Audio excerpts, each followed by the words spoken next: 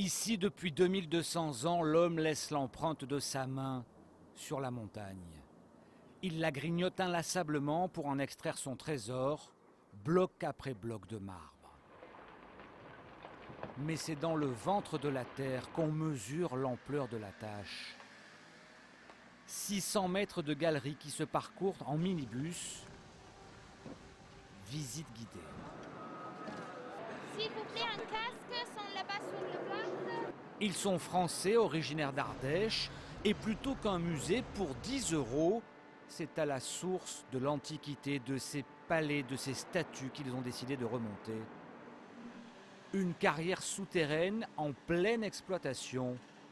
On y extrait le plus célèbre des marbres du monde, le plus cher aussi, le marbre de Carrare, d'une blancheur étincelante, du sol au plafond. C'est moelleux. On n'a pas la sensation de marcher sur du marbre, on dirait qu'on marche sur du coton. Le marbre, Michel-Ange, Florence, Rome. Ici, dans cette carrière, on arrive jusqu'à 25 mètres d'auteur.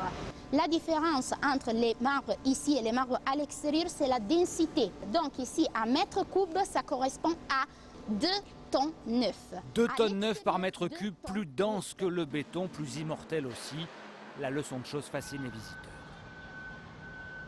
C'est fabuleux, c'est inimaginable de se dire qu'on a devant soi un bloc aussi gros de marbre et de voir déjà l'extraction, ce que c'est quoi. Quand on est dehors, on ne sait pas que c'est du marbre. Rien que dans cette salle, on a déjà sorti 50 000 tonnes de marbre. Une œuvre monumentale. Au point que les lieux sont même loués pour des concerts. Alors nos touristes, membres d'une chorale à leurs heures perdues, s'essayent à en tester l'acoustique. Je pense que c'est un matériau qui est digne, qui est noble, qui est beau. Mais c'est à la sortie qu'il y a le clou du spectacle. Ici même, il y a 500 ans, un illustre artiste est venu faire son marché. Nous avons devant, c'est la carrière de Michel-Angelo. Ici, il a vu la paroi et il a choisi, il a dit ma statue se trouve dans cette paroi. Et ils ont commencé à exploiter la paroi.